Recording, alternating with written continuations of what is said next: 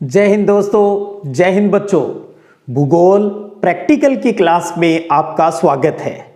आज से हम आपके भूगोल प्रायोगिक की क्लास स्टार्ट कर रहे हैं आपके पहले चैप्टर से, जिसका नाम है आंकड़े, स्रोत और संकलन। यानी डेटा वाला जो आपका पहला चैप्टर है उसको आज हम अच्छे से जानेंगे। इसमें हम ये जानेंगे भी डेटा यानी आंकड़े क्या होते हैं, भूगोल में आंकड़ों की आवश्यकता क्यों होती है, क्यों इसे समझना जरूरी है, इन आंकड़ों के स्रोत क्या है, क्या सोर्सेज हैं, इन आंकड़ों का प्रस्तुतिकरण कैसे और क्यों किया जाता है, सही निष्कर्ष निकालना क्यों जरूरी है। इन सभी बातों को आज की अपनी इस पहली क्लास में जानेंगे। एक चीज और बता दूं, इंपॉर्टेंट प्रश्नों के रूप में इस फर्स्ट चैप्टर के जो क्वेश्चन हैं वो आपको पीडीएफ फॉर्मेट के अंदर अपने टेलीग्राम चैनल सिद्धिविनायक संग्रिया के ऊपर है, वो मिल जाएंगे, वहां पर अपलोड किए जा चुके हैं। यहाँ की क्लास जब आप समझ लेंगे तो प्रैक्टिकल को लेकर अगर आपकी कोई समस्या है तो वो समस्या सोल्व हो जाएगी। आपको पता है प्रैक्टिकल में रिटन पेपर होता है, रिटन पेपर के साथ साथ मौखिक परीक्षा भी ली जाती है आपके प्रायोगिक कार्यों से ही। तो मौखिक में किस प्रकार के प्रश्न आएंगे, अगर आप इन वीडियो सेशन को अच्छे से समझ लेंगे तो मुझे नहीं लगता आपको किसी प्रकार की कोई दिक्कत आएगी, बल्कि आनंद आएगा। पर जरूरी है ईमानदारी से प्रैक्टिकल की इस थ्योरी को समझने की आपकी इच्छा होनी चाहिए। चलिए स्टार्ट करते हैं। अब बात करते हैं जयपुर से दिल्ली की दूरी कितनी है। तो वो है लगभग 272 किलोमीटर। आपने भूगोल के अंदर, क्योंकि +2 के अंदर अपनी मानव भूगोल है, उस पूरी भूगोल के अंदर आपने बहुत से जो संख्यात्मक चीजें हैं वो आपने पढ़ी। जनसंख्या के बारे में आपने जाना, चैप्टर के अंदर आपने उत्तर दक्षिण कॉरिडोर के बारे में जाना जो श्रीनगर से कन्याकुमारी तक है, जिसकी लंबाई कितनी है, 4016 किलोमीटर है। आपने पूर्व से पश्चिम कॉरिडोर जाना, सिलचर से पोरबंदर, जिसकी लंबाई 3640 किलोमीटर है। आप रोज समाचार पत्रों में न्यूज चैनल के ऊपर सुनते हो, अभी हाल ही में जो कोरोना का एक नया वेरिएंट ओमिक्रॉन आया है, उस ओमिक्रॉन से भी जयपुर में लगभग एक ही दिन में 1100 बंदे पॉजिटिव हो गए। हम पढ़ रहे हैं कोविड के कारण आज फला शहर के अंदर 10 लोगों की डेथ हो गई, सड़क दुर्घटना में आज इतने है वो उनकी डेथ हो गई, एक साल में इतने लोगों की डेथ हो गई। ये सब क्या है, 272, 4016, 3640, 1100, 100, ये क्या है? हमें पता है ये एक संख्याएं हैं, यानी किसी चीज की सूचना जो हमें मिल रही है वो इन संख्याओं के रूप में मिल रही है। और ये संख्यात्मक सूचना ही क्या कहलाती है, आंकड़ा, यानी जिसे कहते हैं डेटा। तो क्या है आंकड़े, क्या है डेटा? संख्यात्मक सूचना ही आंकड़े कहलाती है, डेटा कहलाती है। समझ गए आप? डेटा। और पूरी किताब में आपने ऐसे बहुत से डेटाज पढ़े हैं। भारत की जनसंख्या आपने पढ़ी है, विश्व की जनसंख्या पढ़ी है, साक्षरता पढ़ी है, ग्रामीण जनसंख्या अनुपात आपने पढ़ा है, प्रतिशत में भी आपने ये चीजें जानी है। तो ये सारी चीजें हमें डेटा फॉर्मेट के अंदर मिलती है। अब बात ये आती है भी भूगोल के अंदर इन आंकड़ों की क्या आवश्यकता है। आपको पता है भूगोल का सबसे महत्वपूर्ण उपकरण क्या है, वो है मानचित्र या रेखाचित्र। जो मानचित्र है वो भूगोल का सबसे महत्वपूर्ण उपकरण होता है। लेकिन भूगोल के अंदर मानचित्र के साथ साथ डेटा, आंकड़ा भी बहुत ही महत्वपूर्ण होता है। पृथ्वी की सतह के ऊपर घटित होने वाली जो घटनाएं होती है वो सारी आपस में जुड़ी हुई होती है, और इन घटनाओं को हम संख्यात्मक रूप से प्रदर्शित कर सकते हैं। जो डेटा होते हैं ये रेखाचित्र और मानचित्र की जो हम रचना करते हैं उसको भी आधार प्रदान करती है। जैसे अगर आपको एक किसी शहर के डेवलपमेंट की जानकारी प्राप्त करनी है तो हम क्या करेंगे, हमें वहां की जनसंख्या के आंकड़े चाहिए, हमें वहां का क्षेत्रफल चाहिए, हमें वहां पर जो पॉपुलेशन में ग्रोथ हो रही है वो कितनी हो रही है, ये चीज हमें पता होना चाहिए। वहां की डेंसिटी कितनी है, वहां के लोग किस प्रकार का व्यवसाय करते हैं, प्राथमिक, द्वितीयक, तृतीयक, चतुर्थक, पंचम, इन में से किन गतिविधियों में वो कार्यरत है, उनका वेतन किस प्रकार का है, उस शहर में यातायात और कम्युनिकेशन की क्या सुविधाएं हैं। इन सब चीजों का जब हम अध्ययन करेंगे तो इसका मतलब हमें उस शहर के, उस सिटी के डेवलपमेंट की जानकारी है वो हो जाएगी। तो भौगोलिक विश्लेषण के लिए ये आंकड़े बहुत ही महत्वपूर्ण होते हैं। और अगर हम इन आंकड़ों का इस्तेमाल नहीं करेंगे तो सोचिएगा, आज किसी शहर की जो जनसंख्या है वो 1 लाख है, कल को अगर वहां जनसंख्या 2 लाख हो जाती है, 10 लाख हो जाती है, तो हमारे पास डेटाज होनी चाहिए भी वहां पर क्या क्या चीजें किस रूप में उपलब्ध है और भविष्य में हमें कितनी चीजों की और आवश्यकता है वो पड़ सकती है। तो इसलिए हम भूगोल के अंदर, भूगोल ही नहीं बहुत से अन्य विषयों के अंदर भी हमें डेटा की आवश्यकता है वो पड़ती है। तो संख्यात्मक जो सूचना होती है उसे हम आंकड़ा कहते हैं। और जब ये डेटा, ये आंकड़ा भौगोलिक स्थिति, जैसे किसी देश, किसी राज्य, किसी जिले, तहसील या गांव के अनुसार प्रस्तुत किए जाते हैं तो इन्हीं आंकड़ों को हम क्या कहते हैं, तब भौगोलिक आंकड़े कहते हैं। भौगोलिक आंकड़े, ज्योग्राफिकल डाटा कहा जाता है। तो आप समझे भी आंकड़े किसे कहते हैं और भूगोल में आंकड़ों की आवश्यकता क्यों रहती है। उसके बाद आता है भी हमारे पास आंकड़े आ गए, उन आंकड़ों के प्रस्तुतिकरण की बात आती है। भी आंकड़ों का जो प्रस्तुतिकरण है वो किस प्रकार से और क्यों करना जरूरी होता है।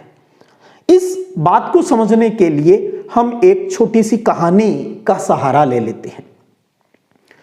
एक बच्चे के मां बाप हैं तो वो तीनों यात्रा पर निकलते हैं। जो बच्चा है उसकी जो हाइट है वो 3 फीट है। 3 फीट हाइट का बच्चा अपनी मां बाप के साथ यात्रा पर निकल जाता है। अब रास्ते में एक नदी आती है और उस नदी की गहराई पिता है वो कई जगह से नाप लेता है। जैसे 4 जगह से नाप ली, एक जगह जो गहराई 1 फीट, दूसरी जगह 2 फीट, तीसरी जगह 3 फीट और चौथी जगह 4 फीट। उसने देखा भाई ये तालमेल है भी गहराई का। उसको एवरेज की जानकारी थी, औसत निकालने की, तो उसने 4 जगह गहराई नाप ली और औसत निकालने के लिए 4 का उसमें भाग दे दिया। तो ऊपर की चारों संख्याओं का योग कितना हो गया, 10 बटा में 4। उत्तर क्या आ गया, 2.5 फीट आ गया। ले भाई, बच्चे का पिता खुश हो जाता है भी मेरे बच्चे की हाइट तो 3 फीट है जबकि एवरेज है वो इस नदी का 2.5 फीट है। तो बच्चे को भी उतार दिया नदी में, चल भाई पार कर। हस्बैंड वाइफ नदी पार कर रहे हैं और पीछे बच्चा भी नदी पार कर रहा है। जब वो 1 फीट वाले में गया तो नदी पार होनी थी, हो गई। 2 वाले में भी पार हो गई, 3 वाले में सर तक पानी आया, ये भी पार हो गई। लेकिन जैसे ही उस 4 फीट वाली गहराई में गया तो क्या बच्चा बच पाएगा? नहीं बच पाया बच्चा। बच्चा उस पानी में डूब जाता है और दूसरे किनारे पर जाकर पिता ये सोचता है भी बेटा कहां गया, क्या हुआ इसके साथ? अरे एवरेज तो 2.5 फीट था, उसकी हाइट 3 फीट थी, फिर वो डूब कैसे गया? डूबना नहीं चाहिए था। तो आप क्या समझेंगे भी उस बच्चे के पिता ने जो आंकड़े लिए, जो डाटा लिए, उनके साथ क्या किया, क्या हुआ उसके साथ? वहां पर स्टैटिस्टिक्स रूप से यानी सांख्यिकीय रूप से दोष आ गया। उसने सिर्फ एवरेज का आधार रखा, वो भूल गया भी जब 4 फीट गहराई आएगी, बच्चे की हाइट तो 3 फीट ही है, तो क्या वो वहां पर बच पाएगा? तो इसका मतलब इन डेटा की सहायता से वो पिता सही तरीके से कोई रिजल्ट, निष्कर्ष है वो नहीं निकाल पाया।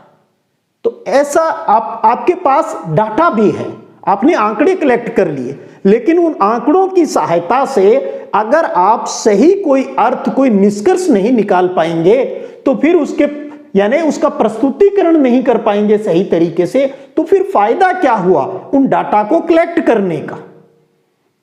तो इसका मतलब क्या है, यानी सिर्फ औसत से काम यहां नहीं चलने वाला था, उन डेटाज का जो प्रस्तुतिकरण है उसमें सही निष्कर्ष निकालना भी बहुत ही जरूरी था। तो अब समझिए वापिस उसी कहानी को, हम क्या करते हैं, हम किसी भी क्षेत्र में जाकर डाटा कलेक्ट करते हैं। अगर हमने गांव में पुरुष महिला की संख्या निकालनी है तो चल पड़े डोर टू डोर और हमने डाटा कलेक्ट कर लिए। तो स्टार्टिंग में जो डाटा कलेक्ट करते हैं वो कहलाता है कच्चा आंकड़ा कहलाता है। फिर उस कच्चे आंकड़े का हम प्रोसेसिंग करते हैं, यानी प्रक्रमण करते हैं, अर्थात उन कच्चे आंकड़ों से हम कोई अर्थपूर्ण, कोई मीनिंगफुल निष्कर्ष निकालने की कोशिश करते हैं। और इसके लिए हम क्या करते हैं, कोई टेबल बनाते हैं, कोई वर्गीकरण करते हैं, कोई रेंज बना लेते हैं। जैसे आप गणित में, सांख्यिकी वाले में जैसे वर्ग अंतराल की बात जो करते हैं वो चीजें, तो कोई टेबल या वर्गीकरण है वो कर लेते हैं। तो इस प्रकार से डेटा की सहायता से प्रोसेसिंग करके, सारणी वर्गीकरण करके कोई अर्थपूर्ण निष्कर्ष निकालना, ये सब क्या कहलाता है, ये प्रेजेंटेशन कहलाता है, प्रस्तुतिकरण कहलाता है। ये प्रस्तुतिकरण हम निरपेक्ष रूप से कर सकते हैं। निरपेक्ष रूप से मतलब जो डाटा आपने फील्ड में कलेक्ट किए वही, वो कच्चे आंकड़ा जिस संख्यात्मक रूप से है, जैसे किसी गांव की जनसंख्या 1 लाख है तो यानी 1 लाख वो एक निरपेक्ष रूप हो गया, जो था वैसा का वैसा हमने लिख दिया। या फिर हम प्रतिशत या अनुपात जिसको कहें, अनुपात यानी प्रतिशत के रूप में ले सकते हैं, या किसी संकेत के रूप में अर्थात सूचकांक के रूप में प्रस्तुत है वो कर सकते हैं। तो इनके बारे में थोड़ी और सामान्य जानकारी हम आगे जाकर करेंगे। तो आप समझ गए भी जो आपके पास डाटा कलेक्शन होता है उससे कोई मीनिंगफुल अर्थ निकालना होता है। सारणी बना लीजिए, कोई टेबल बना लीजिए। आपने भूगोल की किताब में देखा है, जगह जगह कहीं पॉपुलेशन की, कहीं उद्योगों की, कहीं सड़कों की बहुत सी टेबल्स हैं वो बनी हुई है। वो किस लिए है, उन डाटा का सही तरीके से प्रस्तुतिकरण करने के लिए, ताकि उस टेबल को देखते ही हम किसी बात का सही तरीके से निष्कर्ष निकाल लें, आसानी से कोई बात है वो हमारे समझ में आ जाए। इसलिए हम डाटा कलेक्ट करते हैं और सही तरीके से उसको क्लासिफाइड करते हैं। तो अब उसके बाद बात आती है भी हम डाटा ये जो डेटा की बात हम कर रहे हैं, इन डेटा की प्राप्ति के सोर्सेज क्या है। तो डेटा यानी आंकड़ों के प्राप्ति के 2 स्रोत होते हैं। एक कहलाता है प्राइमरी सोर्स यानी प्राथमिक, और दूसरा कहलाता है सेकेंडरी यानी द्वितीयक स्रोत। पहले तो इनको परिभाषा के माध्यम से इनमें अंतर जानिए भी। प्राथमिक आंकड़ों के स्रोत क्या होते हैं, जो आंकड़े प्रथम बार व्यक्तिगत रूप से यानी अकेला जाकर, या व्यक्तियों का समूह है भी ग्रुप में जाकर, या कोई इंस्टीट्यूट संस्था या कोई ऑर्गेनाइजेशन संगठन द्वारा एकत्रित किए जाते हैं, तो वो प्राथमिक आंकड़े कहलाते हैं। ध्यान दीजिए, फील्ड में जाएं, पहली बार जो डाटा कलेक्ट किए जाते हैं, चाहे वो व्यक्तिगत रूप से हो, सामूहिक रूप से हो, किसी इंस्टीट्यूट ने एकत्रित किए हैं, कोई ऑर्गेनाइजेशन से ने एकत्रित किए हैं, कलेक्ट किए हैं, वो सारे प्राथमिक डाटा कहलाते हैं। द्वितीयक डाटा की बात करते हैं तो इसमें जो सर्वे करने वाला, उपयोग करने वाला जो व्यक्ति होता है, जो प्रयोग करता है किसी चीज का, वो स्वयं डाटा कलेक्ट नहीं करता है। ये ध्यान दीजिए, इसमें स्वयं पहली बार डाटा कलेक्ट किए जाते हैं और इसमें स्वयं एकत्रित नहीं किया जाता है, बल्कि कोई प्रकाशित यानी प्रिंटिंग जो करवाया हुआ है प्रेस में, या अप्रकाशित जो साधन होते हैं उनके द्वारा डेटा कलेक्ट किए जाते हैं। तो प्रकाशित या अप्रकाशित कहीं भी किसी भी रूप में उन्हें पब्लिश कर दिया है या फिर अनपब्लिश है, वहां से डेटा लिया जाता है तो वो द्वितीयक आंकड़े कहलाते हैं। जैसे आपके सिलेबस में फील्ड सर्वे होता है, यानी किसी गांव की, शहर की किसी कोई एक समस्या लेकर आपको सर्वे करना होता है। जब आप सर्वे करने के लिए जाते हो तो पहले उसकी, जिस गांव की आप सर्वे रिपोर्ट तैयार कर रहे हो, जिस शहर की आप कर रहे हो, तो उसकी बेसिक जानकारी स्टार्टिंग में डालनी होती है। जैसे गांव की जनसंख्या चाहिए, गांव में कितनी जमीन है उसकी जानकारी चाहिए। तो ये चीजें आप कहां से प्राप्त कर लोगे? जैसे जमीन की जो राजस्व की जो जानकारी है वो पटवारी जी से आपको मिल जाएगी। पॉपुलेशन की जो जानकारी है जनसंख्या की, वो आपको ग्राम पंचायत से मिल जाएगी। तो इसका मतलब आपने नहीं की वो जनगणना, वो जनगणना तो पहले से ही आपको किसी कार्यालय से, किसी जगह से मिल गई। तो वो जो प्रकाशित या अप्रकाशित साधनों से आपने ली, दूसरे से ली, तो वो सारे क्या हो गए? वो सेकेंडरी जो डेटा है वो कहलाते हैं। तो ये तो डिफरेंस हो गया प्राइमरी और सेकेंडरी डेटा में क्या डिफरेंस है। अब हम एक एक करके प्राथमिक आंकड़ों के जो स्रोत हैं, किस प्रकार से प्राइमरी डाटा हम कलेक्ट कर सकते हैं, उनके मेथड क्या है, उनको जान लेते हैं।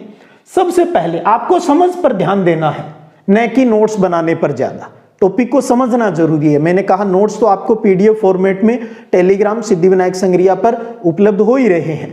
तो व्यक्तिगत प्रेक्षण, पर्सनली जो ऑब्जर्वेशन किया जाता है, किसी फील्ड में जाकर हम खुद सर्वे करें, तो वो व्यक्तिगत प्रेक्षण होता है। व्यक्ति स्वयं उस क्षेत्र में जाता है और प्रत्यक्ष रूप से वहां पर जो डाटा है वो कलेक्ट करता है।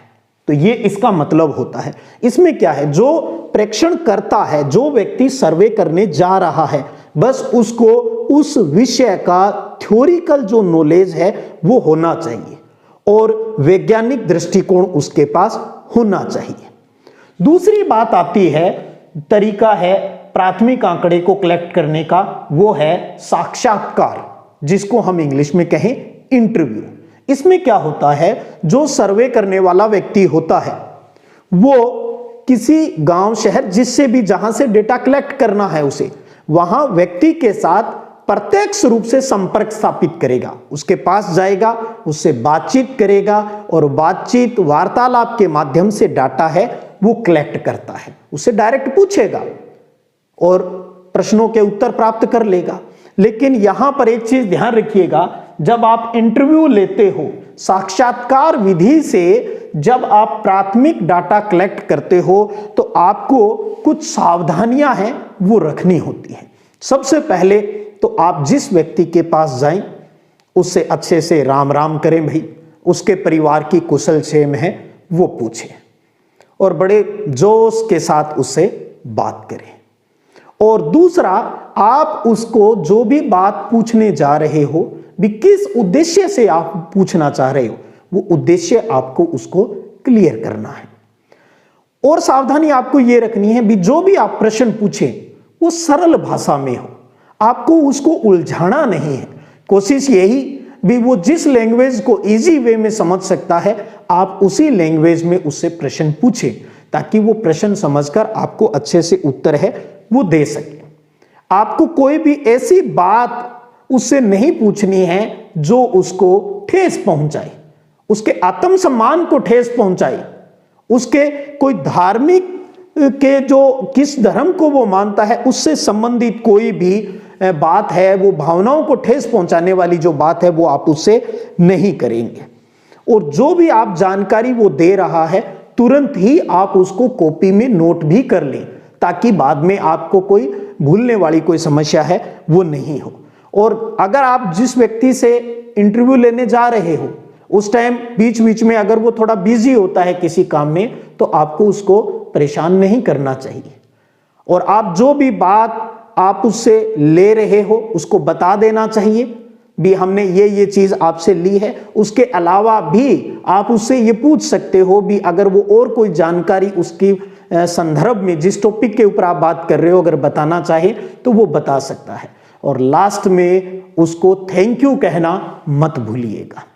तो तो जब भी आप इंटरव्यू लें तो इस प्रकार की बातों का ध्यान रखना है। प्रश्न आते हैं आपकी प्रैक्टिकल परीक्षा में इस प्रकार के भी, साक्षात्कार विधि से साक्षात्कार लेते समय हमें किन सावधानियों को या किन बातों का ध्यान है वो रखना चाहिए। तो बड़ी ही व्यवहारिक सी बातें हैं, बड़ी इजी तरीके से आप इनको लिख भी सकते हो। उसके बाद अगली विधि आती है क्वेश्चनरी, प्रश्नावली विधि। प्रश्न पूछने हैं भी, सीधा सा ही इसमें स्पष्ट क्लियर हो रहा है भी, प्रश्न पूछने हैं।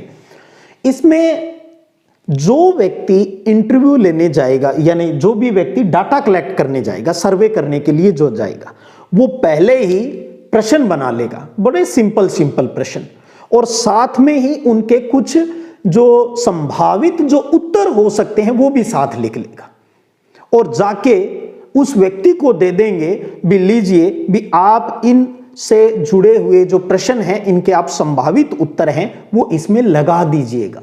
ध्यान दीजिएगा, प्रश्नावली के अंदर सर्वे करने वाला कुछ नहीं करेगा, वो तो सिर्फ पेपर बनाकर लेके जाएगा, उसके अंदर संभावित उत्तर भी है। बस जिस व्यक्ति से आप पूछताछ करने जा रहे हो वो वहां पर पढ़कर अपने आप ही उनमें उत्तर लगा देगा, ये इसकी खासियत है। तो अब इसका मेन जो प्रॉब्लम है वो इसके अंदर क्या आएगी प्रश्नावली में, ये आएगी भी, क्योंकि आप तो प्रश्न उत्तर लिख के लेके गए हो, उसको पढ़कर टिक लगाना है, इसका मतलब बंदा साक्षर या पढ़ा लिखा होना चाहिए। यह सबसे बड़ी बात है भी, प्रश्नावली विधि केवल शिक्षित लोगों के लिए है, ये इसकी कमी है। खासियत ये है भी, प्रश्नावली आपने यहां अपने गांव में बैठकर बनाई है, अपने शहर में बैठ के बनाई है, आप किसी दूसरी जगह से डाटा कलेक्ट करना चाहते हो तो उस प्रश्नावली को वहीं भेज दीजिए, अपने आप वो बंदा हल करके, या कोई भी आपका परिचित है वो उसको प्रश्नावली को कंप्लीट करवा के आपके घर पहुंचवा सकता है। तो इसका मतलब एक बड़े विस्तृत एरिया से डेटा है वो इस विधि से कलेक्ट है वो किए जा सकते हैं। और इसी प्रकार से प्रश्नावली के साथ साथ आती है अनुसूची, शेड्यूल की बात आती है। अनुसूची क्या है? अनुसूची भी एक प्रकार की प्रश्नावली ही है। फर्क दोनों में यह है, प्रश्नावली और अनुसूची की अगर बात करें भी, प्रश्नावली में उत्तर व्यक्ति स्वयं देता है जिससे आप बात करते हो, जबकि अनुसूची के अंदर आप सामने वाले से वो प्रश्न और संभावित आंसर आप बोलकर बताएंगे और वो जो उत्तर देगा आपको खुद को, जो सर्वे करने वाला है वो खुद टिक लगाएगा। तो इसका मतलब इस विधि से पढ़े लिखे और बिना पढ़े लिखे, अनुसूची में शिक्षित और अशिक्षित दोनों व्यक्तियों से आंकड़े हैं, यानी डेटा जो इंफॉर्मेशन है वो कलेक्ट की जा सकती है। अन्य विधियों की बात करें तो बड़ी सामान्य बातें इसके अंतर्गत आ जाती है, जैसे कि आपको किसी क्षेत्र की मिट्टी की जानकारी प्राप्त करनी है, उसकी क्वालिटी की, तो आपको क्या करना है, आप उस जगह पर जाएंगे और जो सोयल को जांचने वाली जो किट आती है वो किट आप साथ ले जाएं और जांच कर लें। आपको पानी की गुणवत्ता जांच करनी है तो पानी की गुणवत्ता जांच करने वाली जो किट आती है आप उसको साथ लेकर जाएं, वहां उसका जो भी रिजल्ट आता है वो नोट कर लीजिए।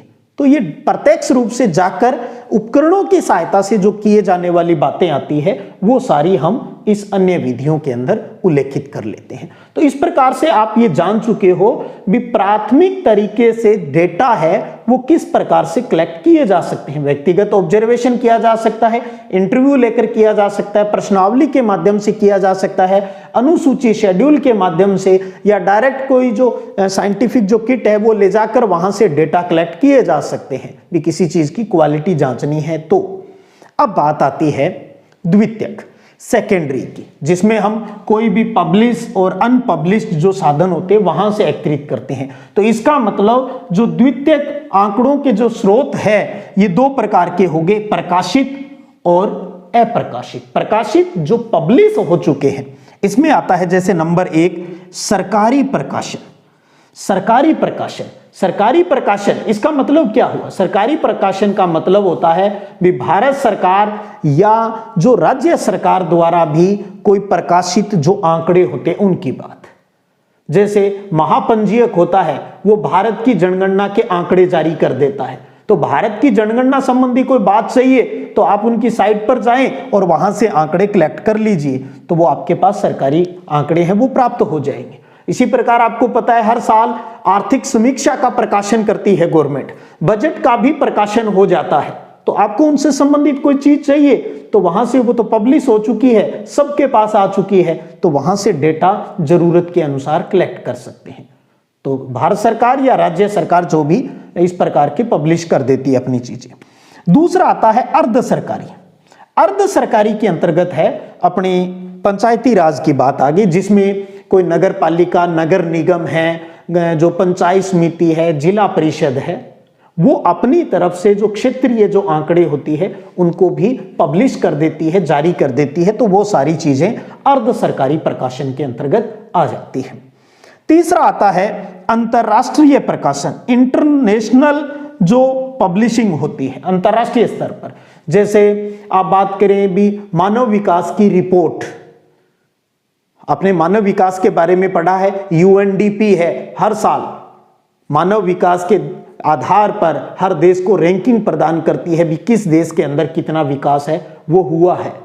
भूख के आंकड़े प्रकाशित हो जाते हैं, गरीबी के आंकड़े प्रकाशित हो जाते हैं, यूनेस्को अपनी रिपोर्ट जारी करता है, यूएनडीपी अपनी रिपोर्ट जारी करता है, और वर्ल्ड हेल्थ ऑर्गेनाइजेशन डब्ल्यूएचओ अपनी जो रिपोर्ट जो डाटा है वो जो हमें उपलब्ध करवाता है, प्रकाशित करवाता है। अब कोविड के दौरान आपने खूब देखे होंगे डब्ल्यूएचओ अपनी पूरी दुनिया के डेटा कलेक्ट करता है, कहां पर कोविड किस प्रकार से स्प्रेड हो रहा है, फैल रहा है, कहां पर किस प्रकार की डेथ रेट है, वो सारी चीजें। तो हमें आसानी से उन डेटा को देखकर पता चल जाता है भी किस महाद्वीप में या किस देश में इसका संक्रमण है वो ज्यादा हो रहा है, कम हो रहा है। इसी प्रकार जो फूड से संबंधित जो डेटा है वो प्रकाशित रूप में हमें मिल जाते हैं। तो इंटरनेशनल जो इंस्टीट्यूट है, जो संस्थाएं होती है, वो जो डाटा पब्लिश करती है वो सारे इसके अंतर्गत आ जाती है। उसकी बात आती है, उसके बाद निजी प्रकाशन की बात करें, प्राइवेट भी निजी संस्थाओं द्वारा या कोई भी रिसर्च जो रिपोर्ट होती है वो सारी इसके अंदर आ जाती है प्राइवेट पब्लिशिंग के अंतर्गत। इसी प्रकार और है समाचार पत्र हो गए, चाहे रोज छपने वाले हैं, चाहे मासिक है, चाहे पाक्षिक है, और चाहे साप्ताहिक है, और कोई भी पत्रिकाएं होती है वहां पर डाटा है वो प्रकाशित हो जाते हैं, उनको हम प्राप्त कर सकते हैं।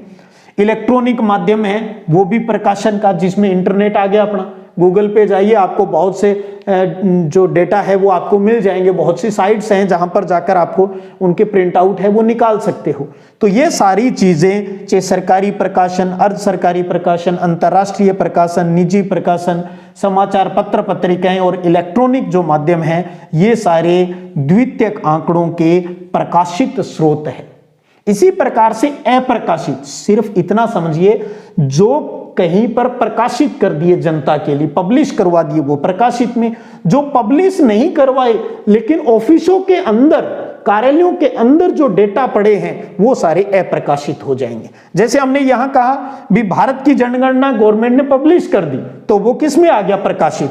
यहां सरकारी रिकॉर्ड वो चीजें जो प्रकाशित नहीं की। जैसे आपको किसी गांव के राजस्व की रिपोर्ट चाहिए तो आपको कहां मिल जाएगी? पटवारी के पास जाना होगा, उसके पास, उसके ऑफिस में पूरे गांव की सारी चीजें हैं वो वहां पर आपको मिल जाएगी। तो वो उसका प्रकाशन नहीं है, तो वो किस रूप में है? वो अप्रकाशित रूप में है। तो इसी प्रकार से अर्ध सरकारी की आ गई, निजी रिकॉर्ड है, किसी कोई व्यापारी का है, किसी कंपनी का कोई रिकॉर्ड है, वो पब्लिश थोड़ी करेगा। फिर भी आपको जरूरत होती है तो आप उनके कार्यालय में जाकर उन चीजों को प्राप्त है वो कर सकते हो। तो प्रकाशित हो गया या प्रकाशित नहीं हुआ, इस प्रकार के आंकड़े ये सारे अपने किस में हैं? द्वितीयक। तो अपने जब आंकड़ों के सोर्सेस हैं उनकी बात करें तो दो रूप हो गए, प्राइमरी और सेकेंडरी। तो उम्मीद कर रहा हूं आपको कहानी समझ में आ रही होगी। बहुत ही इजी सा चैप्टर है, कोई मुश्किल भरी बात नहीं। भी डेटा चाहिए, डेटा क्यों कलेक्ट करते हैं? किसी भी क्षेत्र की सही जानकारी प्राप्त करने के लिए भी वर्तमान में क्या स्थिति है और भविष्य में क्या रहने की संभावनाएं हैं, इसी के आधार पर ये डेटा कलेक्ट किए जाते हैं। और आप तो इस आज की जो महामारी की बात करें, कोविड की बात करें, तो आपको पता है रोज सैंपलिंग होती है कोविड को लेकर, डेटा कलेक्ट किए जाते हैं, डेथ रेट बताई जाती है भी कितनी डेथ रेट हो रही है, कितना इंप्रूवमेंट हो रहा है। तो ये सारी चीजें देखिएगा भी सब चीजों का सही अर्थ समझने के लिए, कोई कंक्लूजन निकालने के लिए ही ये सारा काम किया जाता है। इकोनॉमिक्स की बात करें, चाहे आप कॉमर्स की बात करें, आप चाहे ज्योग्राफी की बात करें, सब जगह पर इन डेटा का, इनके सोर्सेज का बहुत बड़ा रोल है, वो रहता है। क्षेत्रीय अध्ययन की जो आप फाइल बनाते हो तो उसमें भी इन्हीं प्राथमिक और द्वितीयक स्रोतों का सहयोग है, वो आप लेते हो। आप खुद जाकर कर रहे हो तो वो प्राइमरी में आ जाएगा, चाहे आप पूरी क्लास मिलकर जा रहे हो तो वो सब प्राइमरी में आ जाएगा। और पहले से प्रकाशित या अप्रकाशित आंकड़े, यानी आपसे पहले किसी ने कर दिया, उनके डाटा की इस्तेमाल आप यूज कर रहे हो तो वो सारे द्वितीयक हो जाएंगे। उम्मीद करता हूं आप जरूर आज की इस वीडियो सेशन से ये सारी कहानी को समझे होंगे। अगले वीडियो क्लास में इस चैप्टर को कंप्लीट करते हुए इस टॉपिक को आगे बढ़ाएंगे। चलिएगा, फिर मिलेंगे, तब तक जय हिंद, जय भारत।